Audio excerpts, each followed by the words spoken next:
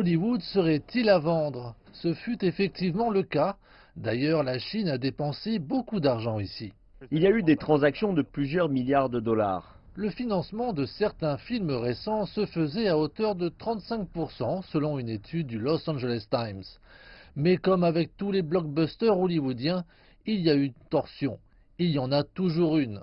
Ils vont devoir chercher de nouvelles formes d'investissement. Le fait est qu'une quantité colossale d'argent chinois, tout du moins sa promesse, a afflué dans cet endroit au cours des dernières années, passant de 2 millions de dollars en 2013 à près de 4,8 milliards de dollars 3 ans plus tard, pour finalement retomber à un peu moins de 490 millions de dollars à peu près à la même période l'an dernier.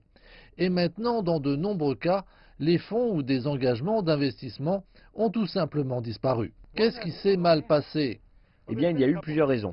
Il y a eu une répression réglementaire en Chine qui a vraiment mis la pression sur les investissements transfrontaliers. En particulier dans le divertissement, il y a eu aussi des raisons économiques. Certains changements ont eu lieu en Chine au box-office et à Hollywood. Les grands propriétaires de studios ont connu des répercussions et ils ont eux-mêmes connu des difficultés financières. On parle de vastes pertes comme celle de Millennium Films. La société chinoise Recon Holdings avait fait projet d'acquérir une participation à hauteur de 100 millions de dollars dans la société l'année dernière. Mais cet accord a été abandonné.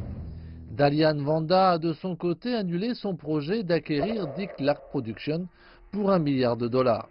Le géant chinois a également renoncé à intégrer Legendary Entertainment dans sa propre branche de cinéma. Mais c'est un autre acteur majeur qui fait figure de grand perdant. Paramount Pictures est l'un des studios de cinéma les plus célèbres au monde. Il était prévu qu'il obtienne 1 milliard de dollars du chinois Huarui, une somme qui aurait couvert 25% de ses dettes liées au cinéma. Et puis, très rapidement, l'accord a été annulé. Hollywood avait de gros contrats et comptait beaucoup sur l'argent chinois. Dans cet endroit qui se nourrit de drames, beaucoup y sont aussi fabriqués. Maintenant, c'est toute l'histoire d'Hollywood et une question trotte dans la tête des décideurs.